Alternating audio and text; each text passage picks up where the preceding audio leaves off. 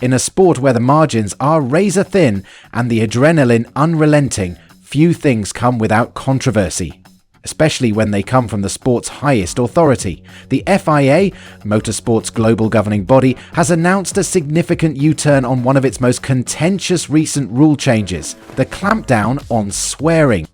Before we start the video, please take the time to like the video and subscribe if you like our work. We're still a growing channel and we would appreciate it a lot. Thank you, and let's dive in to the video. Just a few months ago, the FIA introduced a controversial amendment that effectively allowed stewards to penalise drivers for using profane language during media interactions. The move was met with almost immediate backlash, not only from drivers and teams, but also from fans who saw it as unnecessary censorship in a high-pressure environment. For a sport built on raw emotion, the idea of sanitising driver reactions felt detached from reality. The policy was originally justified by the FIA as part of a wider initiative to improve professionalism and role modelling in motorsport, but critics argued that it was an overreach, a tone-policing exercise that distracted from the real issues the sport is facing.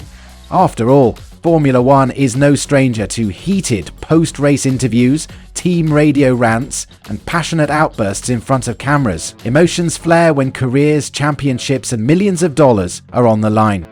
And although no F1 driver was fined under the initial policy, it was a World Rally Championship driver who bore the brunt of the rule when he was handed a €10,000 0 penalty for swearing during a live interview. Meanwhile, reigning F1 world champion Max Verstappen was forced to participate in a grassroots motorsport program in Rwanda as a form of disciplinary action after using an expletive in a press conference last year. Now, after months of quiet resistance and growing pressure, the FIA has officially modified the regulation. In a newly released statement, the organisation has introduced a critical distinction between what it terms controlled and non-controlled environment. Controlled environments include formal press conferences, official media zones, and interviews. Non-controlled environments, on the other hand, cover spontaneous or emotional reactions, such as team radio, on-track commentary, or mid-race moments where adrenaline overwhelms restraint.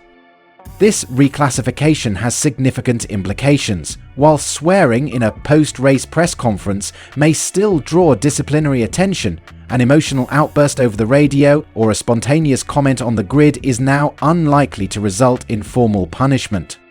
Further softening the policy, the maximum fine has been reduced from €10,000 to €5,000, and in competitions where the fine was subject to multipliers, such as in FIA World Championships, the reduction will be even more pronounced. Additionally, stewards have now been granted the discretion to suspend penalties entirely in the case of a first-time offence, signalling a move toward leniency and context-based judgment.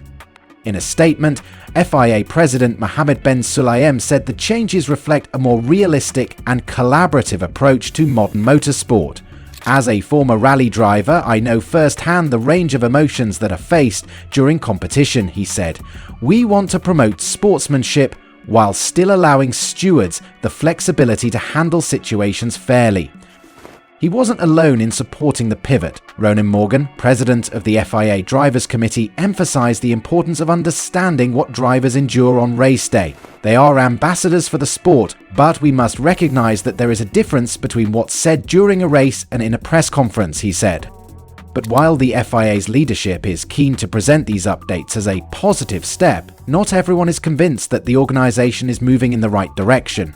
Critics point out that these changes come against the backdrop of growing concern about governance and transparency at the highest levels of the FIA, particularly regarding Ben Sulayem himself. A recent report from the BBC alleges that the FIA president is seeking to tighten his hold on power ahead of the next round of presidential elections. According to a document seen by the BBC, Ben Sulayem is pushing for a series of statute changes that would make it more difficult for rivals to challenge him. One proposed change involves moving the deadline for submitting presidential bids to an earlier date, reducing the time available for other candidates to prepare and build support. Another proposed revision would grant Ben Sulayem the power to veto any potential challenger before their name even makes it onto the ballot. If passed, the changes would effectively allow the sitting president to control who can and who cannot run against him. An anonymous source quoted by the BBC described the proposals as an attempt to eliminate independent checks and balances, raising serious questions about the state of democracy within motorsport's most powerful institution.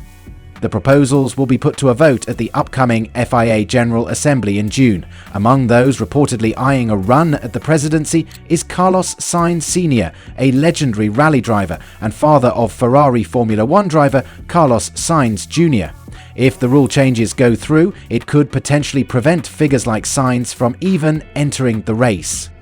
This isn't the first time Ben Sulayem's leadership has faced scrutiny. Since taking the reins from Jean Todt in 2021, his presidency has seen a series of high-profile departures from the FIA's senior ranks. David Richards, the chair of Motorsport UK, wrote a scathing letter accusing the organisation of dysfunction and even threatened legal action over what he described as a gagging order.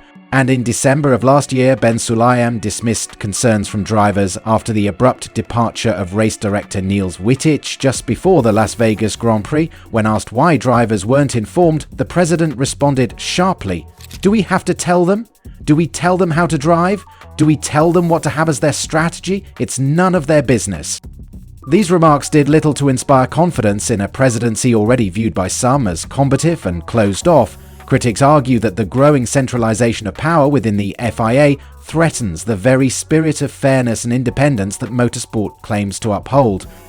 So, while the FIA's decision to relax its language policy may be a nod toward progress, it also serves as a distraction from much deeper systemic concerns. The duality is stark. On one hand, an acknowledgement of the real-world pressures drivers face. On the other, an apparent move to insulate leadership from challenge and accountability.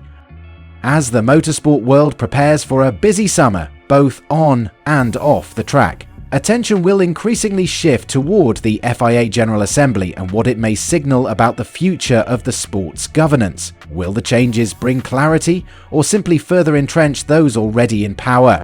One thing's for sure, the battle for the soul of motorsport isn't just happening in the garages or on the podium, it's also unfolding in boardrooms behind closed doors, and the consequences could shape the sport for years to come.